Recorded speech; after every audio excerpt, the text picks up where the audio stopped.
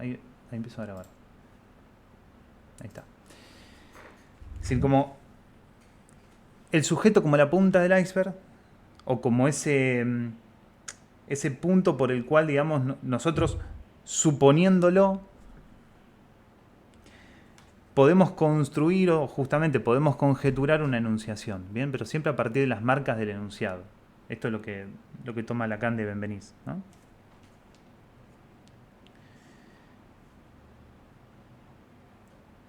Estas son cuestiones que ya estuvimos trabajando en el encuentro anterior. De hecho, habíamos llegado a este punto del laburo con el texto, de cómo trabajar con el texto, ¿sí? Y de ahí, partiendo de cómo está conceptualizada la represión en términos lógicos, es decir, que la represión sería la sustitución, la primera sustitución de un significante, es decir, que por esa sustitución significante se produce un agujero en el sistema, en la cadena, mejor dicho, en el bagaje sincrónico de los significantes, ¿sí? Esa sería la represión originaria, ¿bien? Pensando la represión de esa manera, en términos lógicos, habíamos planteado que el trabajo interpretativo, que es justamente, digamos, ¿no? El trabajo con el texto, la interpretación es el trabajo con el texto, el trabajo interpretativo tendría que ver con la posibilidad de restituir la operación metafórica, ¿no? Es decir, de restituir, de reinsertar ese significante en la cadena. Tengo una gran cantidad de citas, yo no sé si esto me va a jugar en contra porque tengo demasiadas cosas aquí. Y a ver si las puedo encontrar.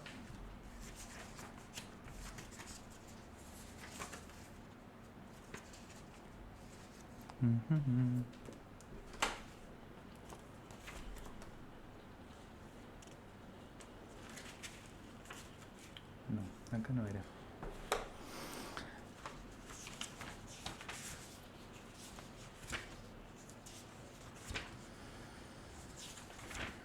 Bueno, como siempre pasa, las citas se pierden.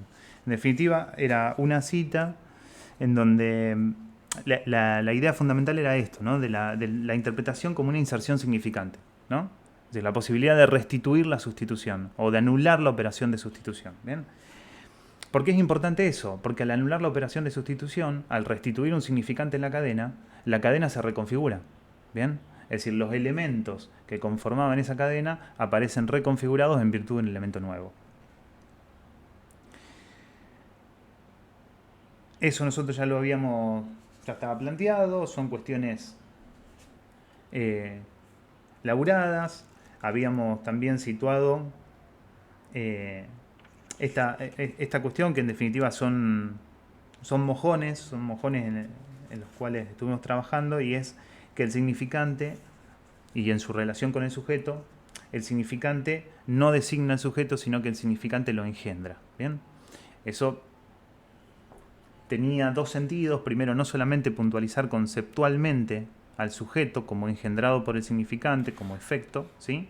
Sino también para empezar a ubicar que respecto del trabajo de análisis, el analista tiene una tarea importante, digamos, ¿no? Es decir, que no tiene nada que ver con la espera, con la pasividad, con la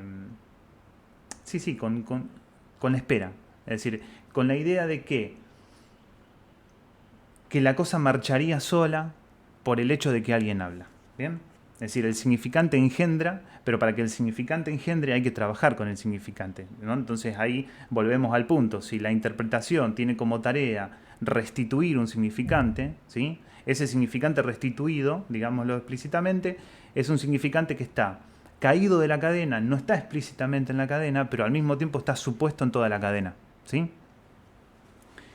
Es decir, está implicado y supuesto en toda la cadena, y justamente por ese modo de estar implicado el significante en la cadena y estar supuesto en la cadena, la interpretación, ¿sí?, es posible justamente por la vía conjetural, ¿no? Por la vía de la conjetura. En relación a esto de que el trabajo del analista no es un trabajo pasivo, ¿sí?, Hay una cita muy interesante que está en la clase 5 del seminario 14, que es el de la lógica del fantasma, hablando justamente del artificio técnico, ¿no? De la regla analítica. Dice, la regla es un artificio técnico, dice, el que somete esta palabra a las solas leyes de la consecuencia. Uno no se fía en nada más. Esto debe ponerse en fila simplemente. Esto no es tan natural, ¿sí? Es decir, que alguien en el trabajo con la palabra se deje llevar por las leyes de la consecuencia no es algo natural. Lo sabemos por experiencia. La gente no aprende este oficio, como dice alguien, inmediatamente. O bien es preciso que tengan verdaderamente ganas de oficiar, porque eso se parece mucho a un oficio, justamente que se le demanda que haga como debe hacerlo, ¿sí?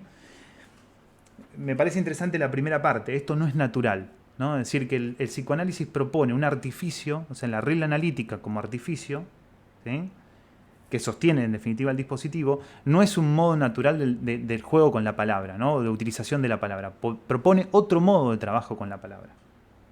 Que en definitiva uno tiene que trabajar también para que un analizante pueda, ¿ven?, entrar en ese modo de juego con la palabra.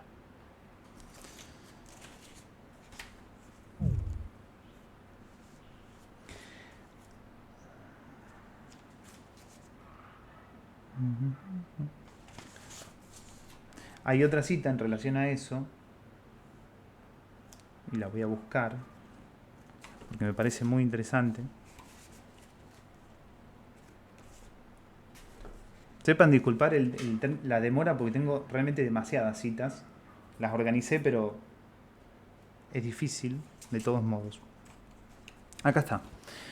Fíjense, respecto de la regla, nadie puede suponer que haya nada en la aplicación de la regla que depende en sí del eso habla, que lo sugiera, que lo diga de alguna forma. El eso habla es justamente el modo que está trabajando Lacan en el seminario 14, en el 15 y también en el 6, en definitiva. Eso habla es un modo de referenciar al inconsciente, ¿no? Entonces no hay nada en la regla, ¿sí?, que dependa del eso habla. Dicho de otra manera, el eso habla o el inconsciente no contiene la regla en sí misma. Dicho de otro modo, si vos ponés a alguien a hablar, simplemente a conversar, ¿sí?, no va a trabajar en términos del eso habla, ¿no?, o en términos de poder producir el inconsciente. No hay nada en el eso habla que sugiera la aplicabilidad de la regla per se. Es decir, la regla analítica como marco y como motor de trabajo de análisis es algo que el analista mismo tiene que trabajar en instituir, ¿no? Casi hasta como diría yo, de enseñarle al analizante cómo es eso, ¿no? Por eso, si uno chusmea un poco en estos relatos de análisis con Lacan, en la mayoría de esos textos, lo que se cuenta es que el Lacan era mucho más hablador al inicio, en las primeras sesiones, ¿no? Y de a poco va callando, ¿no? En la medida en que un analizante empieza a trabajar en esa línea de la sucesión, en esa línea de la consecuencia significante, ¿no?, de ahí va cediendo él en su palabra, digamos, ¿no? Es decir, aporta menos palabra y más silencio, pero eso no es algo que uno pueda plantear de antemano, ¿no? Y eso justamente es algo de lo que hoy me interesaba plantear, digamos, ¿no? Porque si uno supone que por el mero hecho de estar en silencio y pedirle a alguien que hable, que diga algo, ¿sí?, eso per se va a llevar a alguien a hablar del modo en que estamos pensando el hablar, ¿no? Es decir, es un hablar distinto en el análisis, no es un hablar como hablar con la verdulera, digamos, ¿no? Es un hablar siguiendo las leyes de la consecuencia del significante, ¿no? Es decir, de la asociación significante. Entonces, si uno supone que el simple silencio le da al otro el lugar o le da la posibilidad de hablar de esa manera, bueno, estamos equivocados porque eso hay que construirlo, en definitiva. Y por otro lado, no solamente la idea de que eso hay que construirlo, sino también, me parece, que ya es demasiado decir y es demasiado pensar, ¿no?, que alguien tiene un yo con el cual poder hablar, ¿sí? y instituirse en ese modo de trabajo del análisis, ¿no? No nos olvidemos esa frase que está, creo que en el seminario 3, ¿no? Cuando Lacan plantea que el yo es una locura que mantiene cuerdo, ¿no? Es decir, es la locura por la cual uno está cuerdo. Y me parece que no tenemos que suponer la existencia de un yo y la existencia de un marco fantasmático como a priori. Porque muchas veces nos podemos encontrar con que eso, yo no sé si decir no está, pero por lo menos o no está constituido, o no funciona, o está cuestionado, digamos. No solamente el yo, sino también el marco fantasmático. Y en virtud de eso, ahora sí, me meto en las clases del seminario 6, porque... Javi, una Sí, pequeña cosita. Esto que vos decís es muy interesante porque si no, el analizante reconocería su propio lapsus que comúnmente no es escuchado por él. ¿cómo sería, Fer? Si no hubiera esta actividad, si no estuviera esta actividad del analista, en términos freudianos, que Freud lo dice, el propio analizante se podría escuchar lo que por lo general no se escucha, que es el lapsus. Se lo escucha el analista. ¿Qué dijo ahí? No, no dije eso, no. Se escuchó. Sobre todo, no dije eso, yo.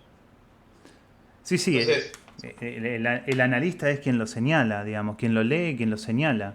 Y también, claro, sí. ¿por qué no? Digamos, muchas veces aparece esto, ¿no? De vos señalás un lapsus, lo que para vos es un lapsus, porque me parece que ahí juega la conjetura justamente, ¿no? De que vos estás conjeturando algo, ¿no? Y por eso lo señalás como lapsus. Como, ¿yo dije eso? Sí, sí, dijiste eso, ¿no? Como, bueno, darle la posibilidad de que eso lo siga interrogando, ¿no? Bueno, ¿y qué te dice? A ver, si le creemos, ¿no? Si le creemos a eso que dijiste, ¿no? Es decir, apelando justamente al eso habla, ¿no? Que hay algo que habla más allá del yo. Y me parece que eso también tiene que ver con, eh, no quiero usar la palabra entrenamiento, pero sí es como, de hecho, Lacan usa la palabra enseñar, ¿no? Como enseñar, ¿no? O entrenarlos en el hablar, ¿no? En el hablar significante, en el hablar de la consecuencia significante, ¿no? Consecuencia quiero decir del encadenamiento significante, ¿no? Preguntarle por qué le dice eso, ¿no? Si uno cree, bueno, vamos a creer que dijiste eso. Vamos a creer que no es una equivocación, que no es un simple error, ¿no? Si te creemos, a ver qué es lo que dice, ¿no? Y me parece que eso tiene que ver justamente con el armado del dispositivo. Con el armado del dispositivo en términos no solamente de la regla, es decir, de que hable, sino también del armado del dispositivo en términos de que el analista va señalando que hay un discurso, que no es un discurso consciente, que no es un discurso yoico, que es un discurso que está más allá del yo, es decir, apelando justamente a que habría una enunciación, apelando al inconsciente, ¿sí? Hay un analista creyendo en un inconsciente, ¿bien? Y dando la posibilidad de que del otro lado comience a creerse en el inconsciente, ¿no? Primero a condición justamente de esa especie de credibilidades, ¿no? Es decir, que el analista cree que eso no es un error, que ahí hay un lapsus, porque ese es un primer acto de credibilidad, que uno diga que ahí hay un lapsus y que no es un error, que no es una simple equivocación, es justamente creer que ahí se pone en juego el inconsciente, ¿no? Por supuesto habrá alguna lectura, habrá alguna conjetura al respecto de por qué eso sería un lapsus y no un simple error, ¿no? Y la posibilidad de leerlo, ahí voy Silvi, y la posibilidad de leerlo como un lapsus, digamos, tendrá que ver justamente con qué lugar tendría ese lapsus con lo que se viene hablando, es decir, con el contexto de las sesiones, ¿no? Es decir, ahí volvemos a la referencia al texto, ¿sí? Sí, Silvi. Sí, no, quería compartir que a mí me gusta mucho esa manera de nombrarlo como, sí, como un entrenamiento, ¿no? Como que uno aprende, va aprendiendo a analizar o acompaña al analizante a que aprenda a analizarse, a escucharse, a hacer todo este movimiento que claramente, tan claramente vos estás describiendo y porque esto no se da así de inicio. Y me parece como muy importante todo esto que estás nombrando en función de que no es algo que viene dado y, y que cada analizante tiene, y cada análisis tiene su tiempo, ¿no? Hay gente que llega, tiene más o menos una idea de haberse escuchado, ¿no? De que ahí en lo que dice puede quedar dicho otra cosa. Pero hay otras personas que llegan y que no, por supuesto, no están en posición de analizante y ni siquiera entienden que puede haber lo que significa esta posibilidad del equívoco, de decir más allá de lo que se dice, y ahí que uno va acompañando ese trabajo, ¿no? Me, me hizo pensar en un paciente que llega así, hace como un año que llevó a que él pueda como creer, ¿no? Que él puede estar diciendo otra cosa y que no hay una posición rígida del analista, ¿no? Que no hay un tiempo prefijado. Entonces, nada, sí que me encantó esto del entrenamiento. Bueno, Sí. gracias. Me Gracias, callo. Silvi. No, está bien, está bien. De hecho, a ver, insisto, tengo tantas cuestiones marcadas y tantas líneas abiertas que, bueno, que vayan haciendo los comentarios y planteando los intereses me circunscribe y me acota un poquito a mí, me hace un poco Sí, de marco porque... no sé, Gaby, cómo es la dinámica, porque es la Sí. primera vez que nos sumamos al encuentro. Pero cuando traías esto de la creencia, no sé si tienen presente ese texto de Jan Alush, Perturbación en Pernepsí, donde él habla de la cadena de la creencia, ¿no? Ahí hay que buscar la referencia, ¿no? Porque juega con esto que vos planteabas, ¿no? Dice él, hay alguien, ¿no? El analizante, que cree en alguien, en el analista, ¿no? Que cree en algo, el inconsciente, ¿no? Que ha mordido a alguien, Freud, ¿no? Sí. Es un juego ahí entre la cadena de la creencia y la cadena de las mordeduras, ¿no? Pero justamente hay un encadenamiento de creencias, ¿no? El analizante que cree en el analista, que cree en algo, ¿no? Que cree a su vez, ¿no? En alguien, Freud, que ha sido mordido por eso que llamamos el inconsciente. Así que me parece que el término creencia, digo, es muy pertinente y una buena manera de nombrar también que esa dimensión tiene que estar y no hay que presuponer que es obvio ni natural, ¿no? La creencia en el inconsciente. Claro. Sí. La referencia era esa, era la referencia de Alush. Creo que también te lo había escuchado nombrar en algún momento a vos, Diego, la referencia a esta. Y me parece que está bueno ese primer movimiento, digamos, donde si bien el analista es el que cree en el inconsciente, quien llega, digamos, primero da cierta credibilidad al analista del otro lado, digamos, no cree en el inconsciente, cree en el analista, digamos. Entonces la primera operación sería justamente la posibilidad, digamos, de que ese que cree en el analista, digamos, que crea en el inconsciente, digamos, ¿no? Es decir, que crea que eso que está diciendo puede decir mucho más de lo que está diciendo, ¿no? Puede decir mucho más de lo que dice. Y a ver, y el hecho de que el analista crea en el inconsciente justamente nos lleva a pensar, digamos, por supuesto, el concepto de inconsciente en el que cree, que eso en definitiva, digamos, por lo menos de mi parte ya quedó claro que el concepto de inconsciente no es ese concepto de inconsciente de la caja de Pandora freudiana, digamos, del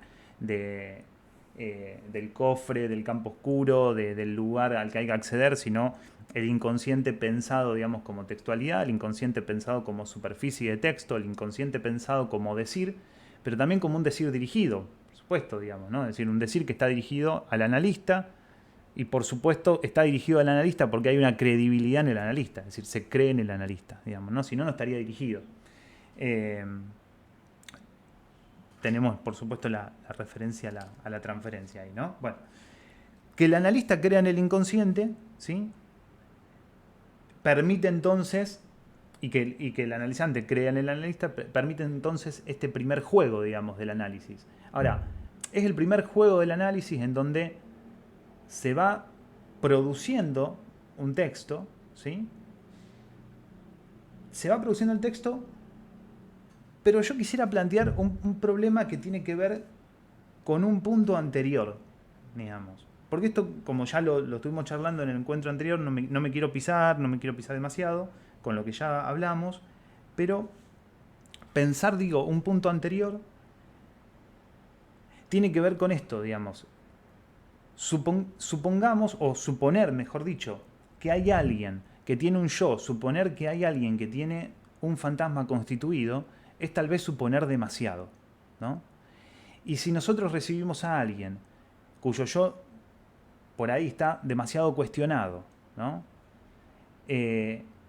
y hasta podríamos dudar, digamos, del marco fantasmático que le permite justamente una relación con el mundo, una relación con los otros, ¿no? Incluso como máquina interpretativa de la realidad, nosotros no podemos trabajar en los términos significantes de la producción del texto, es decir, en los términos de la restitución metafórica, ¿sí? Hay que laburar en un punto anterior que en la conferencia de lo simbólico, lo imaginario y lo real, Lacan llama como fase imaginaria, ¿sí?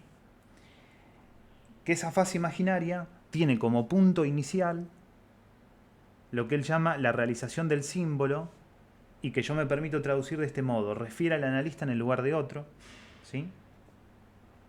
Voy a ir de a poquito. Este primer punto de la fase imaginaria comenzaría con la realización del símbolo. Insisto, refiere al analista en el lugar de otro, pero no simplemente en el lugar de otro y sin más, sino en el lugar de otro, y acá me muevo a una de las clases del seminario 6, que es, ya les digo, la clase 20. En esa clase 20, ahora les indico la página.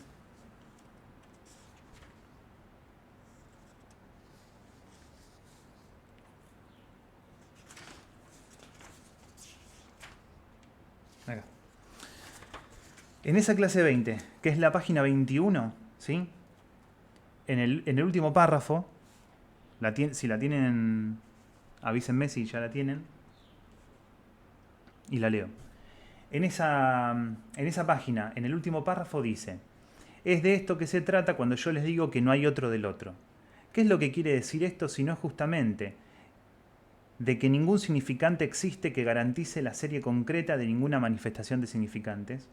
Es ahí que se introduce este término que se manifiesta en esto de que en el nivel del otro algo se manifiesta como un garante ante la presión de la demanda del sujeto, ante lo cual algo se realiza, ante todo y primordialmente de esta falta por relación a la cual el sujeto tendrá que situarse. Esta falta se produce en el nivel del otro en tanto que lugar de la palabra.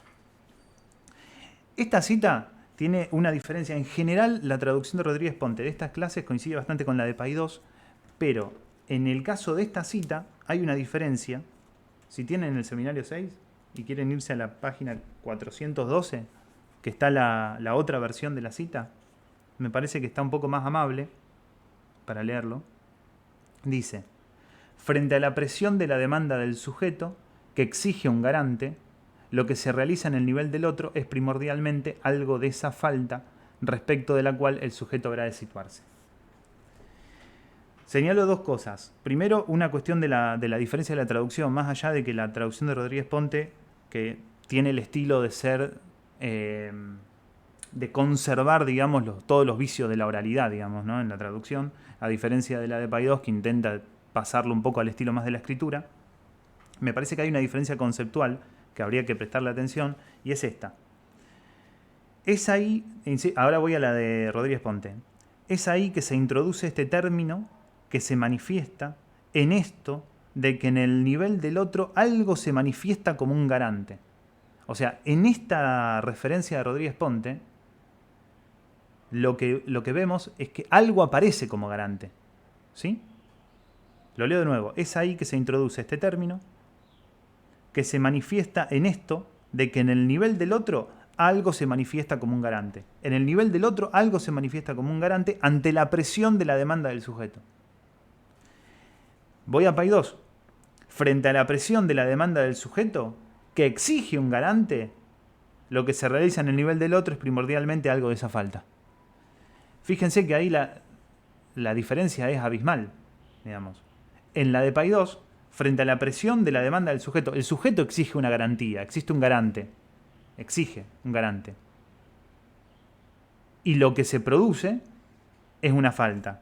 En la versión de Rodríguez Ponte, parecería decir que en el nivel del otro algo se manifiesta como garantía y que tiene que ver con la falta. Hay una manera insisto, creo que de resolver, porque después en la siguiente página, en la 22, en el tercer párrafo de la página 22, Rodríguez Ponte ubica el término no garantía. Dice, es ahí que, en tanto que él mismo se encuentra marcado por este desfallecimiento, por esta no garantía, en el nivel de la verdad del otro tendrá que instituir algo que ya hemos tratado de aproximar hace un momento bajo la forma de su génesis, algo que es el A. ¿Por qué estoy dando vuelta en estas dos citas, en sus diferencias, y por qué venimos de la cuestión de la credibilidad en el inconsciente y la credibilidad en el analista, ¿no? Porque en este punto que yo les decía, digamos, ¿no? De que posiblemente nos encontremos ante situaciones en las que no podemos suponer la existencia de un yo, o el armado de un yo, o la consistencia de un yo, es decir, su consistencia imaginaria, en la que no podemos suponer de antemano, ¿no? Que ahí hay un fantasma constituido, justamente porque el fantasma aparece como estructura simbólica que viene en reemplazo de esa falta en el nivel del otro. Quiero buscar una cita para poder referenciarles esto.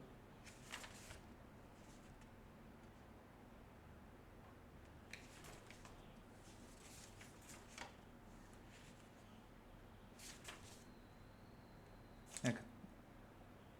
No, esta.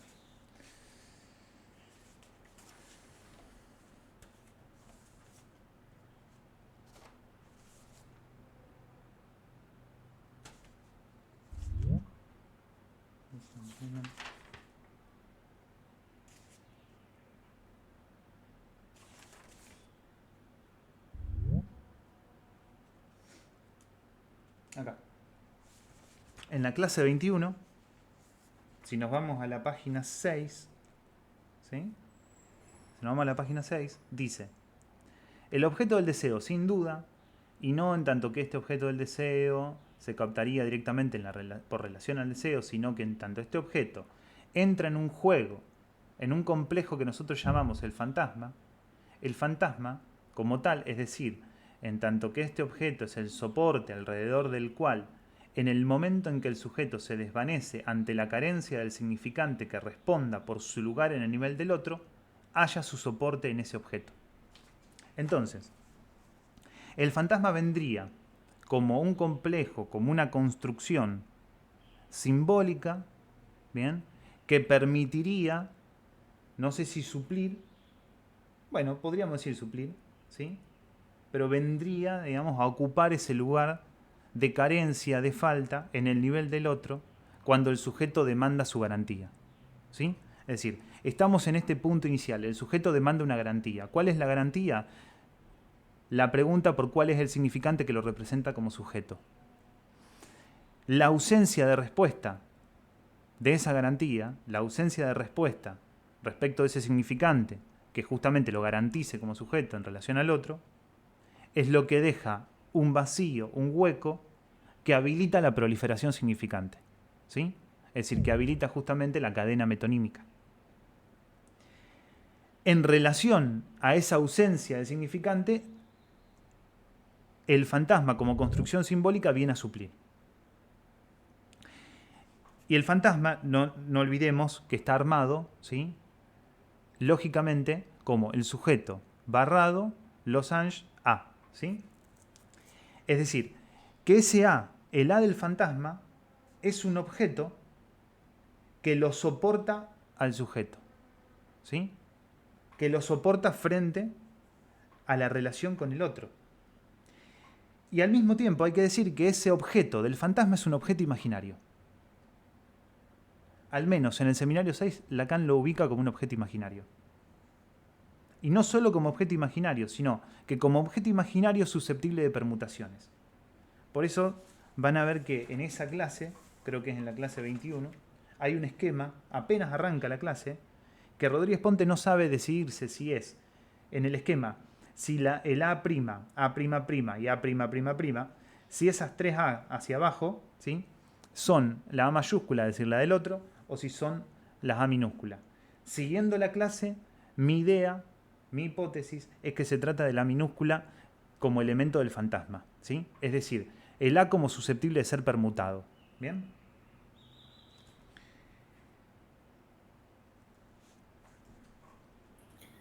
Javi, Sí. por esta cuestión que señalaba respecto del objeto en el fantasma, por lo menos en el seminario 6, o sea, antes que Lacan le dé un tratamiento más lógico al fantasma en el 14, me parece que cabría decir ahí que es una estructura imaginaria más que simbólica.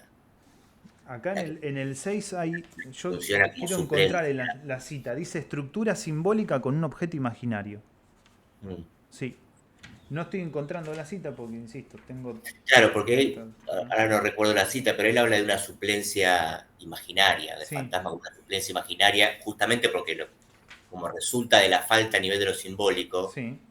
¿no? Digo, el fantasma, como vos lo situabas bien, está en la misma línea Acá. imaginaria, en Sí. el segundo piso, ¿no? Está en el mismo vector imaginario que el moi, ¿no? Y su imagen especular en el primer piso, Sí. ¿no? Digo, es una reflexión en el segundo piso de lo que pasa en el primero.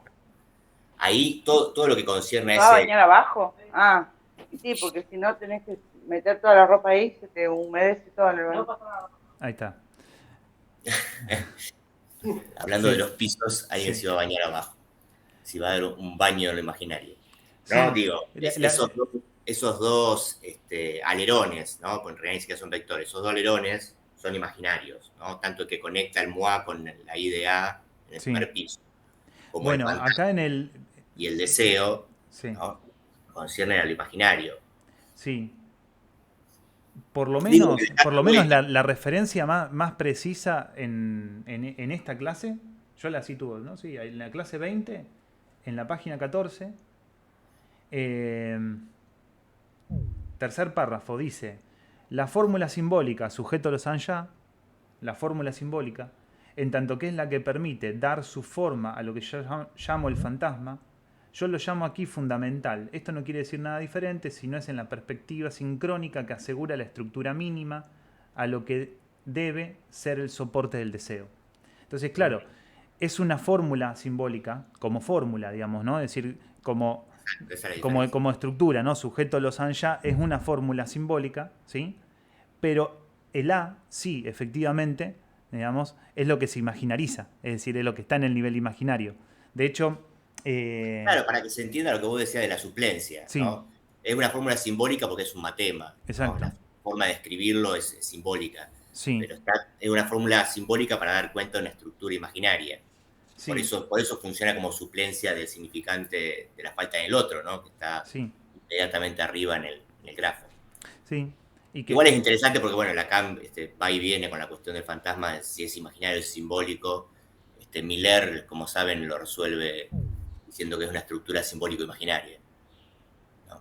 Para no meterse en líos. A mí como fórmula, como estructura, yo me sigo plegando a la idea de que es simbólica como estructura, ¿no? Es decir, si lo pienso en términos de relación, digamos, efectivamente hay un vínculo lógico entre el sujeto y el A, que la vez pasada nosotros habíamos estado revisando justamente cómo está constituido el losange, y el losange no solamente puede ser pensado, de hecho está en el seminario 14, no solamente puede ser pensado como mayor y menor, ¿sí? Es decir, ponerle una línea divisoria vertical, sino también puede ser pensado como adentro y afuera, una línea, es decir, conjunción y disyunción, ¿no? Claro. Una línea horizontal.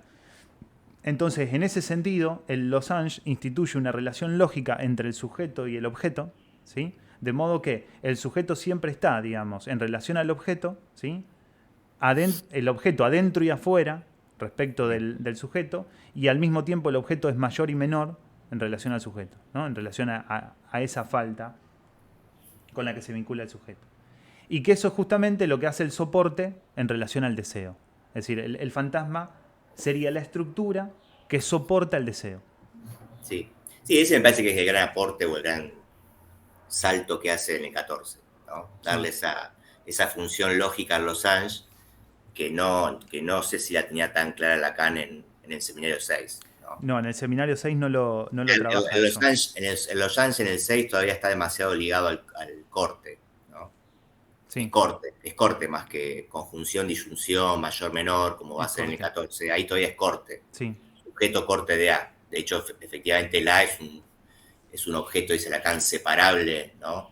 Del cuerpo, del sí. sujeto. Así es. Lo trabaja en relación al corte. Lo trabaja en relación al corte. Y ya que lo mencionaste, traigo una referencia, porque de hecho, una de las cosas que quería plantear era justamente, ¿no? En relación a la discusión acerca de lo real. Pero bueno, primero termino esta idea y después me voy para allá, así que háganme acordar que quiero hablar sobre lo real. Pero respecto de este problema que habíamos situado, ¿no? Es decir, ¿por qué estamos trabajando, por qué estamos hablando acerca de estas citas, ¿no? Donde habría de parte del sujeto una presión que demanda al otro una garantía? Esa garantía tendría que ser, digamos, ese significante, digamos, que lo represente para el otro. Estamos hablando acerca del fantasma como soporte del deseo, ¿sí? Como suplencia respecto, digamos, de esa ausencia de garantía, ¿no? Pero para salvar a la versión de Rodríguez Ponte, no porque necesite ser salvada, sino porque me interesa pensarlo de esa manera, es lo siguiente. Lo que garantiza justamente el fantasma, me parece, es la permanencia del deseo, ¿sí? Es decir, que el fantasma aparezca como suplencia de la falta, tal vez garantiza, será una garantía muy similar a la de los aires acondicionados, pero a la de las fábricas de aire acondicionado, pero será lo que garantiza la permanencia del deseo. La permanencia del deseo como búsqueda, que de hecho en el seminario 6, en la primera clase, en la 20, lo trabaja de esa manera, el deseo como una continua búsqueda.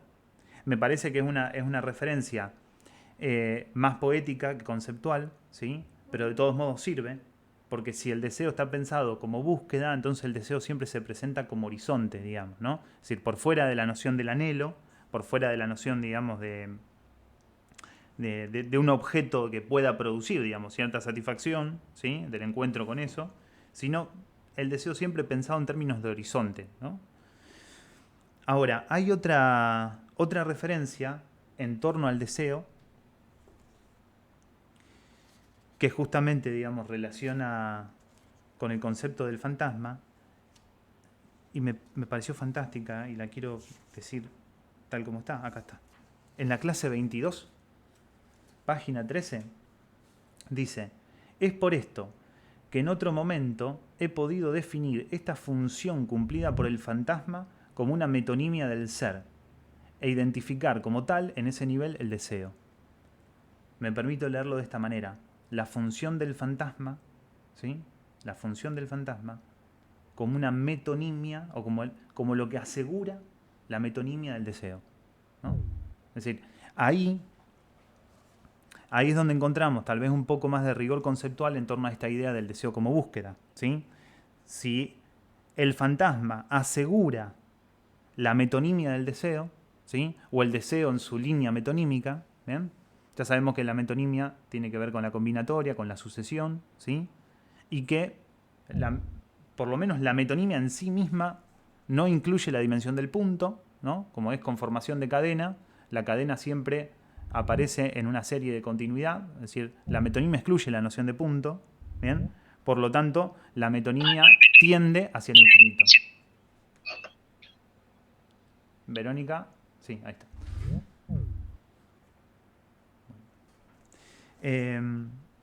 Me parece que ahí conserva un poco de rigor conceptual. Entonces, veníamos de acá, de este modo de trabajar la cita Rodríguez Ponte, ¿no? Donde dice que el fantasma estaría garantizando algo, ¿sí? Y tal vez pienso en esto, ¿no? De que el fantasma garantizaría, como lo dice esta cita, la metonimia del deseo, ¿sí? ¿Por qué garantizaría la metonimia del deseo? Porque justamente como suplencia respecto del vacío, somete al objeto A, a la posibilidad de la permutación, simplemente a la posibilidad de la permutación. Y no más. Al no estar, digamos, al no cumplirse la garantía que ese sujeto esté representado por un solo significante, ya está sometido, digamos, a la metonímia. Ahora, vuelvo a la cuestión del problema. Porque es importante todo esto que estamos viendo pensando en una situación en la que recibimos a alguien, en la que no podemos decir, digamos, de que haya un yo constituido, o en todo caso podemos decir que en la consistencia yoica esté cuestionada, que no haya un marco fantasmático, ¿sí? ¿Por qué estamos trabajando todo esto? Porque si el primer punto, incluso el primer punto del circuito, ¿no? Del grafo del deseo, ¿no? o el primer punto de la constitución subjetiva tiene que ver con la presión de la demanda del sujeto en relación al otro, ¿sí? Esa demanda que el sujeto realiza al otro, que lo presiona, que le exige esa garantía, ¿sí? Y que la falta se instituye justamente porque la respuesta es insuficiente, ¿no? O porque no hay respuesta. Entonces lo que nosotros podemos pensar es que tal vez en esa fase imaginaria de la realización del símbolo que habíamos situado en la conferencia sobre lo real, lo simbólico imaginario, en esa fase imaginaria que es la realización del símbolo y que habíamos traducido por el analista en el lugar de otro, es el analista en el lugar de otro como sometido a la demanda del sujeto, como sometido a la demanda del analizante. Y tal vez, si estamos frente a un analizante en estas condiciones, tenemos que empezar a dudar de ese axioma no responder a la demanda. Es decir, sabiendo tal vez, de que del lugar o del nivel en el que estamos trabajando con ese analizante y advertido de lo que estamos haciendo, ¿sí? Posiblemente sea conveniente trabajar nosotros con la demanda. ¿Pero con qué demanda? En principio con la demanda de hacerlo hablar. Pedirle que hable. En la medida en que el otro pide al sujeto que hable, ¿sí? Empieza a transformar la demanda, de una pura demanda, dice Lacan, la va transformando en la vía de la demanda de amor. Y nosotros eso lo podemos hacer advertido de lo que estamos haciendo, porque hay que trabajar en una fase imaginaria, porque hay que trabajar en una, incluso a veces hasta en la constitución del narcisismo.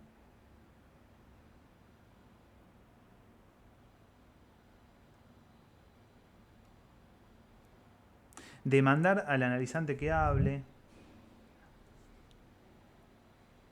y tiene que ver con una posición no solamente activa, digamos, del analista, sino una posición constructiva, ¿no? Es decir, de la interrogación, pero no de una interrogación cualquiera, sino de una interrogación que tiene el sentido, tiene la orientación de construir la novela,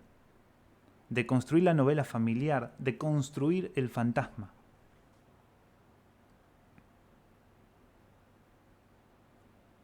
Ese punto me parece clave porque tal vez... Perdón, Javier. Sí. ¿Cómo? Perdón, veo que hay gente con la mano levantada. No, que yo así hablé nomás directo. No sé quién estaba... Sí. Quería preguntarte, no sé, por eso, yo quería preguntarte porque no terminaba de entender. ¿Vos decís que el analista se tiene que correr del lugar de garante? Garantía no la hay, digamos. No digo que se corra o que no se corra del lugar de garante, pero... Garantía completa no, pero yo te lo pregunto pensándolo desde este lugar. No hice la tarea hasta ayer, estuve rindiendo. Perdón si está ahí la respuesta, pero... me parece que uno de alguna manera ofrece ese lugar de garantía, porque me parece que eso es lo que crea el espacio del análisis.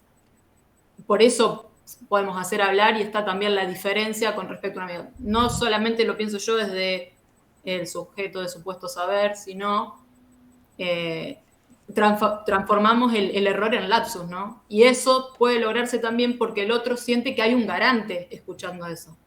Bueno, Me parece que en yo algún diría, punto, no digo quedar envuelto, ¿no? Completamente en la demanda, pero me parece que hay algo de uno de creer esa garantía para uno poder hablar. bueno, está bien. A ver, precisaría algunas cosas, me parece que está buena la idea, pero le precisaría algunas cosas.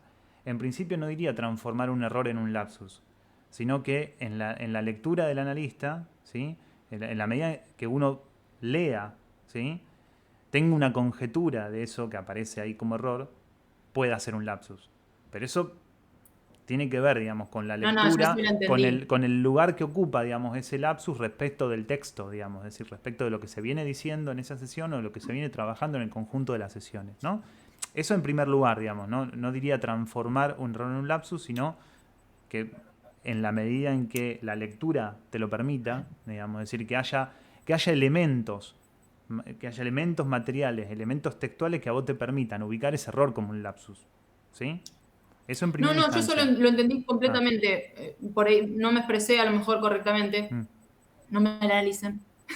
Pero no, me refería justamente a esto, a esta diferenciación de que fuera del análisis, algo que es un error en el análisis, lo podemos leer justamente como un lapsus. Sí, eso ¿no? seguro. A esa diferenciación. Sí, Lo mismo, ya. ¿No? Dentro, lo que la misma frase fuera del análisis podría leerse como un error, se transforma, me parece a mí, en algo para escuchar. Sí.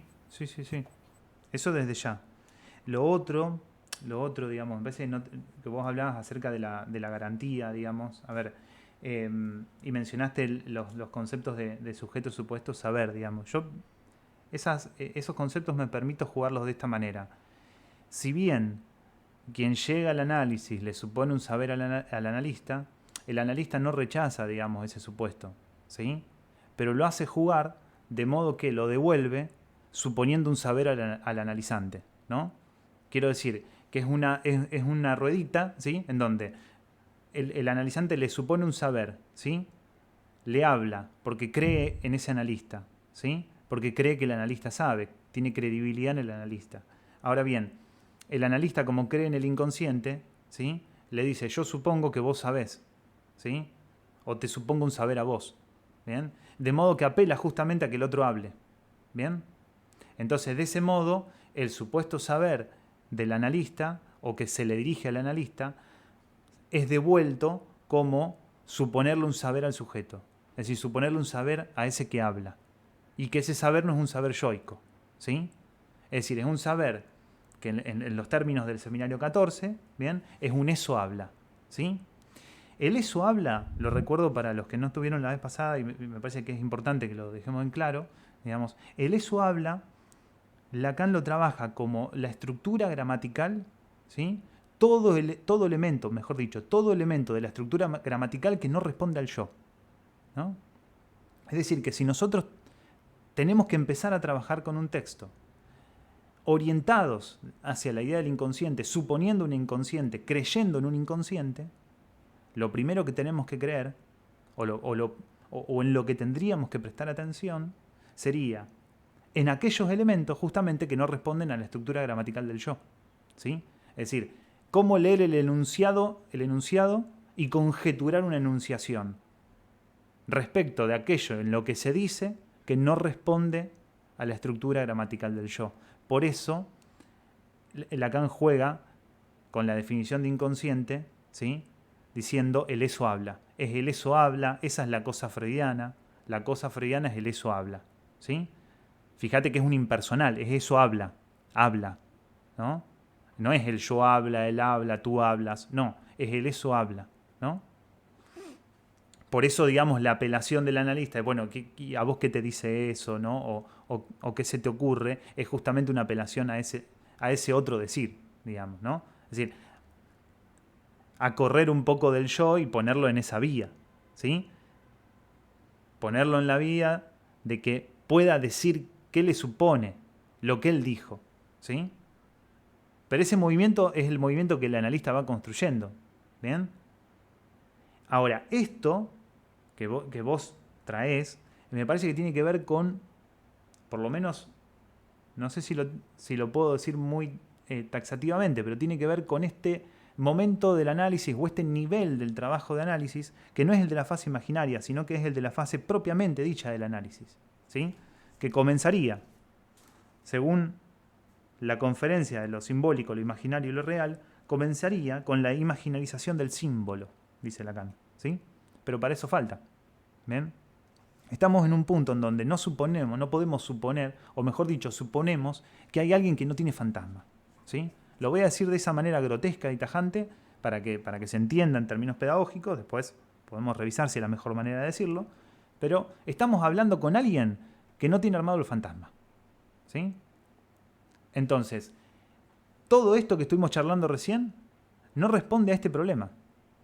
Insisto, vayamos a ese otro problema, porque del otro ya hemos hablado, y del otro se ha hablado bastante, y seguramente no tengo nada novedoso para decir, ¿sí? Respecto, digamos, de ese punto, respecto a ese modo de trabajar en el análisis, que es el trabajo por la vía del sujeto, por la vía del significante, el trabajo simbólico, el trabajo con el texto, ¿sí? Ahora, si te viene alguien cuya consistencia yoica está cuestionada, cuyo armado fantasmático no podemos suponer que esté funcionando como maquinaria interpretativa, como lo que le permite la relación con el otro. ¿Cómo hacemos para trabajar? Ese es el problema, ¿sí? Porque lo otro ya lo elaboramos, estamos haciendo como un rollback, nos estamos yendo al punto inicial, ¿sí? ¿Por qué? ¿Por qué lo planteo como un problema? Porque para mí se ha presentado como un problema que tiene que ver con la tradición universitaria, por lo menos el recorrido que yo he tenido, digamos, universitario y no universitario, ¿sí? En donde la posición del analista, generalmente mucho más pasiva, excluye la posibilidad de trabajar con este tipo de problemática, o con este nivel de trabajo, o con esta dimensión de trabajo, ¿no? Que justamente, fíjate que no tiene que ver en absoluto con una de las cuestiones fundamentales del análisis, que es que el analista pueda ingresar en el discurso del paciente. Es decir, trabajar con el discurso con ese material de trabajo, digamos, con lo que el otro dice, en el nivel que el otro dice, en el nivel que puede elaborar el otro, ¿no? Es decir, si uno adopta una posición bastante rígida, digamos, en cuanto a, me quedo en silencio, dejo que el otro hable y le señalo alguna cosita y le repito lo que dijo, estamos en una dimensión, en un nivel de trabajo que lo estamos planteando a priori. No sabemos si ese alguien puede trabajar en esa dimensión. Ahora, yo supongo, yendo para atrás, un alguien que no puede laburar en esa dimensión. Porque si su consistencia imaginaria está cuestionada, es decir, el armado yoico no está constituido, si no hay entramado fantasmático, muy difícilmente, digamos, pueda estar en ese lugar. Sería una tortura, digamos, ¿no? Si vos a alguien en esas condiciones le haces retornar su mensaje, ¿no? O donde vos suponés que es su mensaje, ¿no? Lo sometés casi a una tortura. Porque no tiene, digamos, una consistencia imaginaria para poder recibir esas palabras como suyas. En general, digamos, en el mejor de los casos te las desconoce. Digamos. Entonces nos tenemos que acomodar en otra dimensión de trabajo. Es decir, construir un psicoanálisis, por eso el título dice un psicoanálisis, ¿no? Porque no es el psicoanálisis, sino es un psicoanálisis con cada analizante o con cada consultante, ¿no? Un psicoanálisis. Construir un psicoanálisis no es construirlo solamente desde la técnica, no es construirlo solamente en la formulación de la regla, en el entrenamiento respecto del modo del funcionamiento del significante, en eso de la combinatoria o de la consecuencia significante, de recordar la regla, ¿no? De jugar con esto, ¿no? Del juego de las credibilidades, ¿no? En donde el analista cree en el inconsciente, entonces, ¿sí? Intenta invertir ese movimiento, ¿no? Intentando que el analizante crea en el inconsciente, sino que estoy planteando el problema en un punto anterior. Cuando esto no es posible. Porque si uno se pone en ese lugar, inevitablemente somete al otro a una tortura, ¿no? Y después, después los pacientes se van con una gestáltica, ¿no? Y después de 10 años capaz en análisis, digamos. Bueno, pero entonces, ¿qué estarán haciendo bien los gestálticos para poder recibir este tipo de gente? Digamos, ¿no? O este tipo de situaciones. Bueno, mi suposición es que lo que estarán haciendo bien sería leer justamente, ¿bien?, si ahí, digamos, la consistencia imaginaria está o no cuestionada, si hay o no armado fantasmático. Y si no lo hay que trabajar en la vía de construir ese fantasma. Porque, fíjense, digamos, la función del fantasma. Si el fantasma es lo que permite, lo que de alguna manera garantiza la metonimia del deseo, que el deseo se mantenga como búsqueda, que se sostenga como horizonte, ¿sí? Si el fantasma es lo que suple la falta en el nivel del otro, y no hay armado fantasmático, entonces uno puede suponer que no está constituida la falta en el nivel del otro. Entonces nos tendríamos que preguntar cómo hacer nosotros para construir esa falta en el nivel del otro, ¿no? Digo, ¿se entiende cuál es el problema que yo quiero plantear?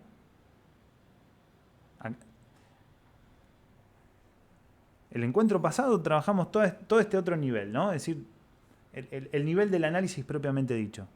Ahora estamos en ese punto anterior, ¿no? En ese punto que para mí es una deuda de los analistas. Sí. Sí, Silvi. Bárbaro. Bueno, a mí sí, lo que me parece muy novedoso en el sentido de que por ahí yo tampoco escucho que se trabaje tanto sobre eso y bueno, es un tema que como los que me conocen saben que a mí me encanta. Es esto que, voy a retomar esto que nombrabas respecto de esta premisa, ¿no? Cómo se trabaja con esta premisa de no responder a la demanda en esos, yo lo ubico en relación al primer tiempo, ¿no? De cuando alguien llega. Me parece que eso que alude a las primeras entrevistas no es algo tan trabajado, como bien decís, y qué hace ahí, ¿no?, el analista en relación a la demanda. Esto que vos decías, bueno, es un tiempo donde necesariamente no es que se trata de no responder a la demanda en forma advertida. Coincido, o sea, no al modo de ofrecer una garantía, sino de poder generar una demanda de saber en el otro, ¿no? Y me vino a la mente un análisis donde la paciente llega, o sea, que justamente tenía que ver con esto que estabas proponiendo y leyendo, de que acuerdo, una paciente llega a partir de una ruptura con el novio, casi en un acting, digamos, a la primera entrevista en la que durante toda la entrevista se comporta como expulsándose ¿no?, del lugar, ¿no? Como alguien, como yo le digo, alguien que vino para no venir. Sí. Entonces, bueno, escucho algo de esto, leo algo de esto en esa primera entrevista y la forma en que me posiciono, o sea, escuchando que vino para no venir,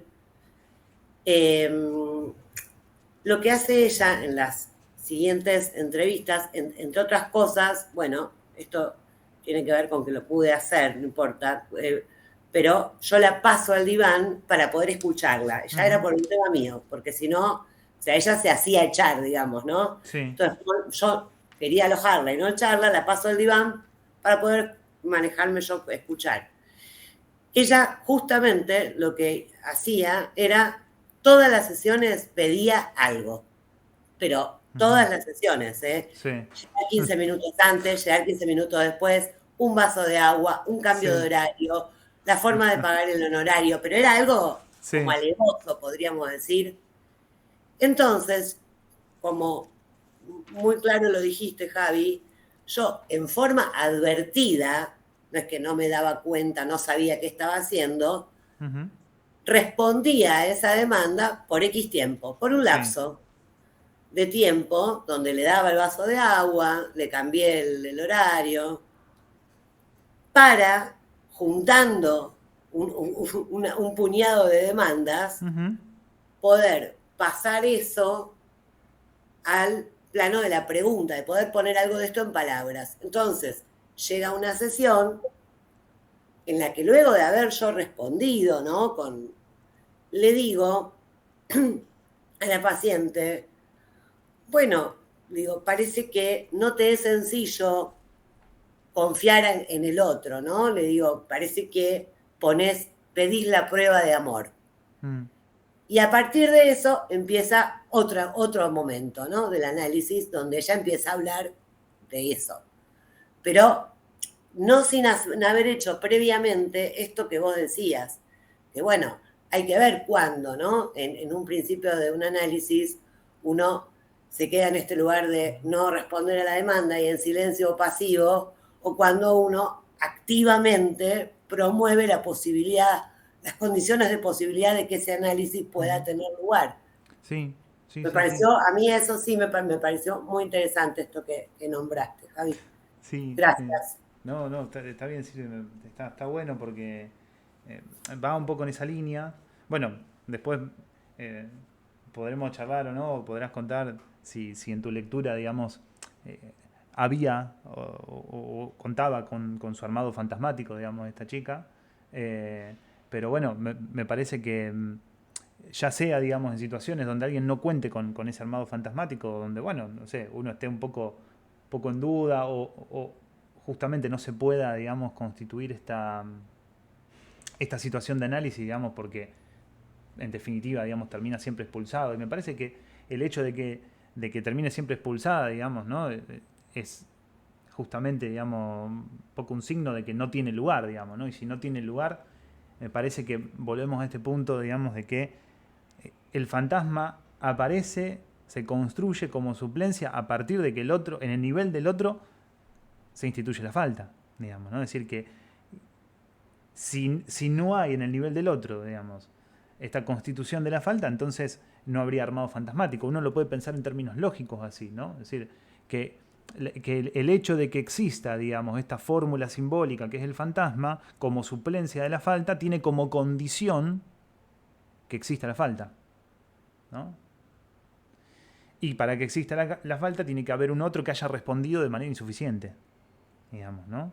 Es decir, y ahí me parece que esto está bueno porque en esta disyuntiva, en esta discusión, digamos, que siempre se arma acerca de responder o no responder a la demanda, digamos, y ese tipo de cuestiones, me parece que ahí, cuando el analista se encuentra con estas problemáticas, tiene que pensar en construir la falta en el nivel del otro, digamos, asumiendo ese lugar, insisto, en esa fase imaginaria, en ese primer punto de la fase imaginaria, que supone el analista en el lugar del otro, digamos, que se ubique ahí advertidamente para constituir la falta, pero haciéndose carne de eso, digamos, ¿no? Ahora no estoy encontrando la cita, de hecho la busqué mientras, Silvi, estabas hablando, pero no la encontré, pero es muy interesante porque ahí Lacan lo que plantea es que la posibilidad de que el otro esté, de que se instituya, digamos, como otro, es a partir de un sujeto ubicado y supuesto en ese lugar. Perdón, estoy viendo como que se van las camaritas y los cuadraditos. ¿Está todo bien? ¿Se me sigue escuchando bien? Sí. ¿Sí? Va, ¿Sí? yo te escucho bien y sigue todo normal. Ah, bueno, entonces debe ser un problema mío. Son las camaritas, sí. Yo directamente no la puedo prender. Me gustaría, pero no puedo. Ah, bueno. No sé. Está todo espectacular y ahora estoy por descorchar un champán, Javi. Así bueno. que dale tranquilo. Bueno, Qué maravilla.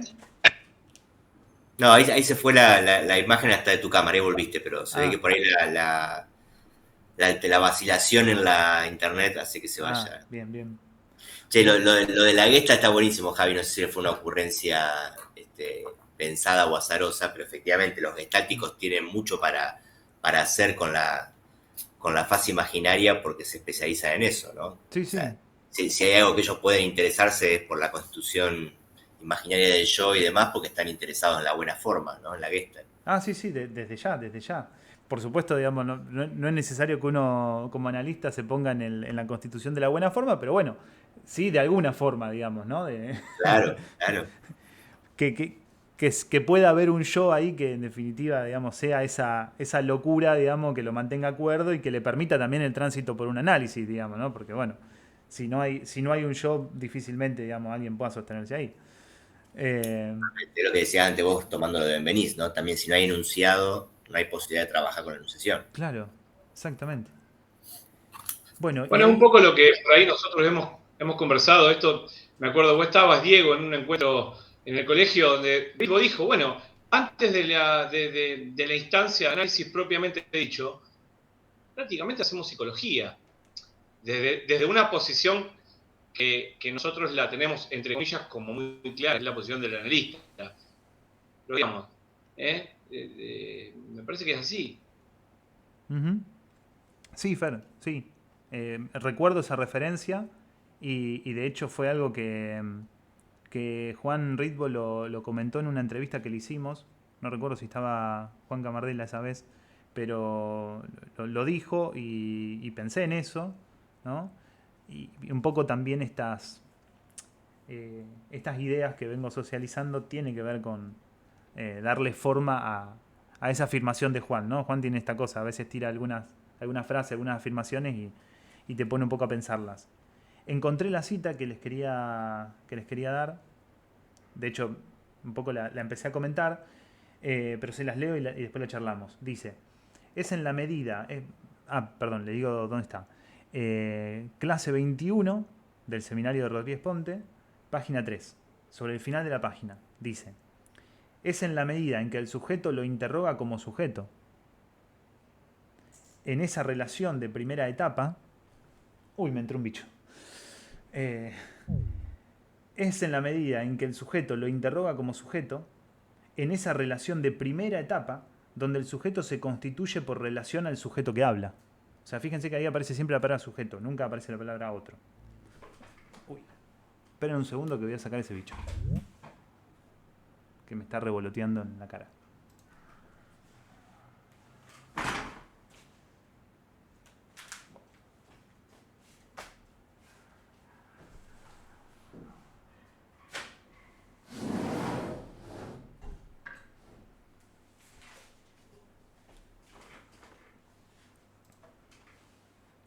Perdón, no son problemas técnicos, pero la verdad que me interrumpía bastante. Bueno, vuelvo.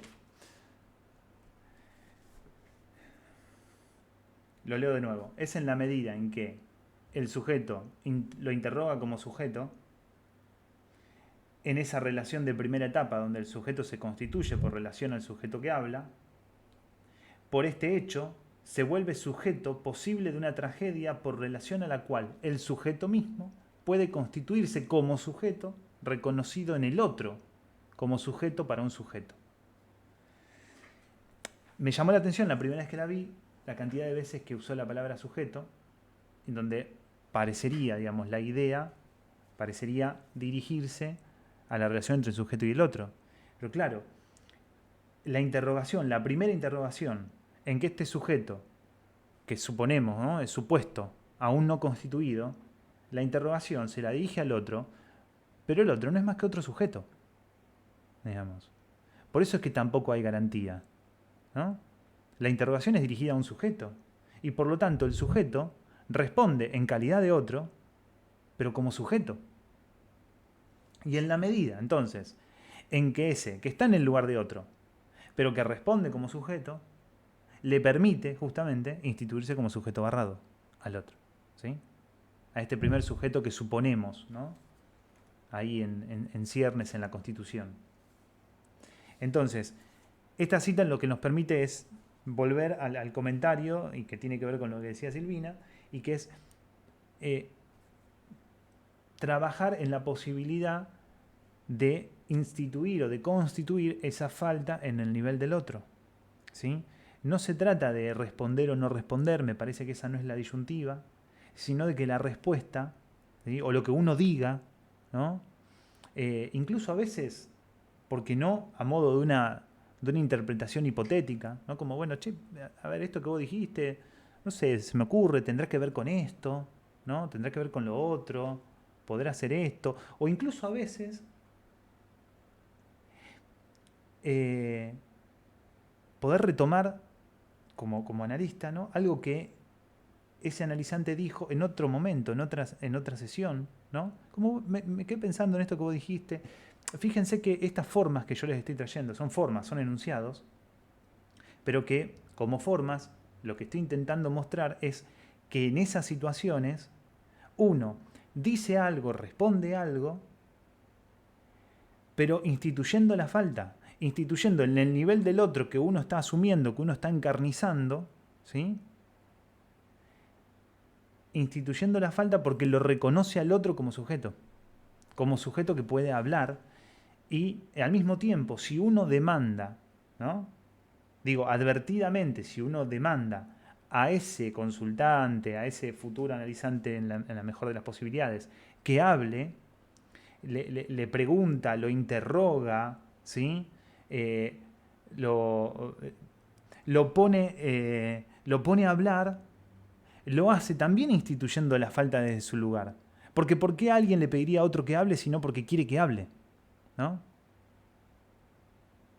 Si yo le pido a alguien que hable, ese pedido, digamos, también implícitamente incluye un querer. Uno quiere que ese otro hable. Y eso también es hacerle un lugar, digamos, al consultante y trabajar en la construcción de esa falta al nivel del otro. En este periodo, en esta fase imaginaria, en la que podemos suponer no hay un armado fantasmático, ¿no? Ahora bien, si pasamos esta fase imaginaria, si hemos podido trabajar, digamos, en las vías de la consistencia yoica para después, bueno, ¿no? Desarmarla también, pero si hemos podido construir en ese trabajo, digamos, un marco fantasmático, entonces ahora estamos en condiciones de trabajar en otra vía, que es en la vía de el descifrado del marco fantasmático, ¿sí?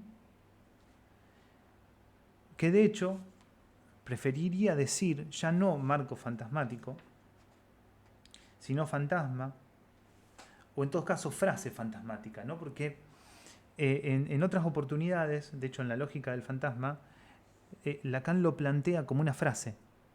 O sea, el fantasma está estructurado como una frase, pero como una frase que no refiere al yo como sujeto gramatical.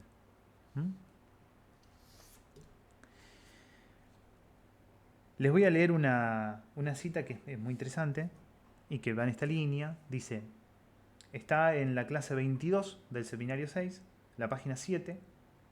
Dice, esencialmente el inconsciente se presenta para nosotros siempre como una articulación indefinidamente repetida. Y un poquito más abajo dice, en tanto que el sujeto no accede a ella. Bien. El inconsciente como una articulación indefinidamente repetida. Señalamos eso, ¿sí? Mantengamos eso en subrayado. Ahora, ¿qué es lo que se repite? El inconsciente como una articulación indefinidamente repetida. ¿Pero qué se repite? Fíjense, página 10 de esa misma clase, de la 22 en el seminario 6, el fantasma, en tanto que es el punto de tope concreto por donde abordamos las orillas del inconsciente, como el fantasma juega para el sujeto ese papel de soporte imaginario. Pero el fantasma nos deja a las orillas del inconsciente, ¿sí? Es decir, la vía de trabajo en relación al inconsciente, a ese inconsciente que nosotros suponemos, el inconsciente que nosotros creemos, es en la dirección del fantasma, ¿no? Entonces, uno podría hacer un esquema más o menos así. Tenemos el enunciado, tenemos una enunciación que suponemos, ¿no? El fantasma y el inconsciente, ¿no? Entonces, ¿cómo hacer para trabajar, digamos, ¿no? en relación al inconsciente? Bueno, a partir justamente del desciframiento del fantasma, ¿no?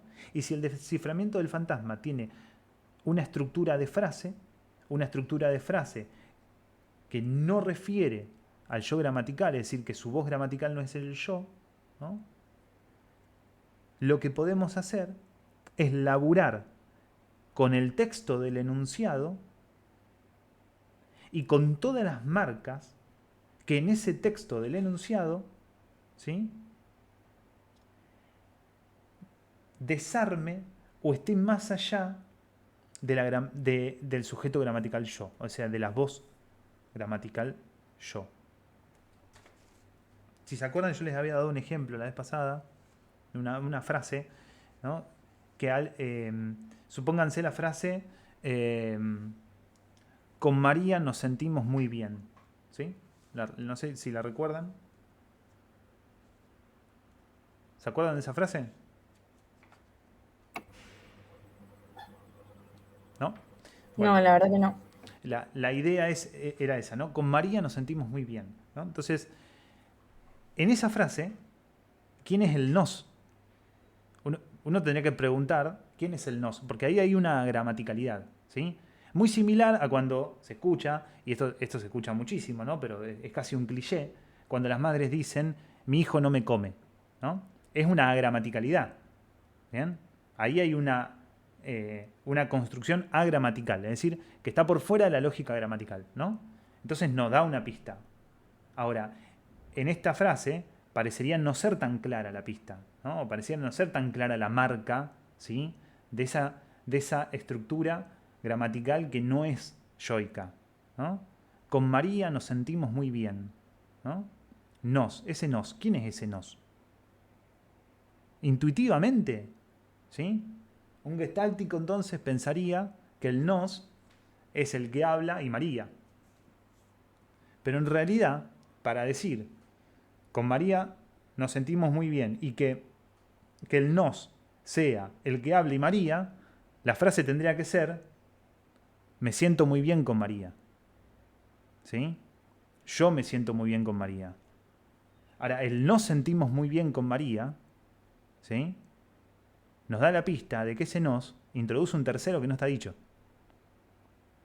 Un tercero, ¿sí?, que está implícito en ese enunciado, no está explícito, ¿sí? Hay un tercero. Es el que habla, otro y María. Entonces, acá empezamos a anudar un poco esto que charlábamos incluso la vez pasada, ¿no? Tenemos un enunciado. Tenemos la referencia al eso habla como definición del inconsciente. Un eso habla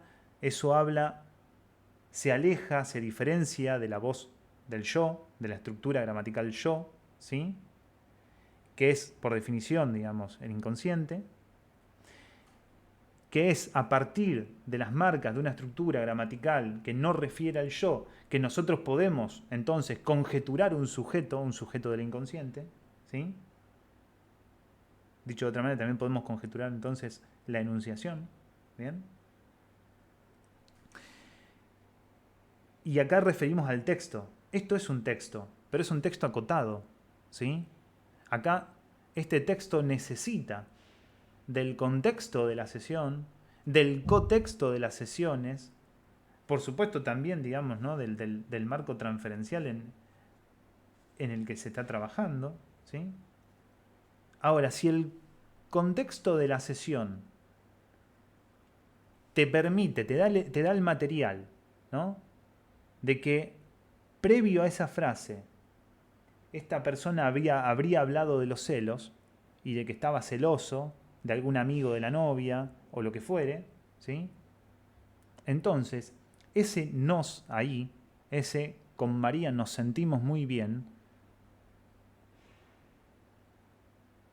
tiene, digamos, tiene un valor significante. Te permite, digamos, justamente restituir, anular la operación metafórica, ¿sí?, y restituir eso que está caído de la cadena, que no está explícitamente dicho en la cadena, ¿sí?, restituirlo y entonces producir una vía de sentido, una vía de significación, mejor dicho, completamente distinta, ¿no? Entonces, por supuesto, ¿no? Nos, vos y quién más, ¿no? ¿Quién es el otro? ¿No?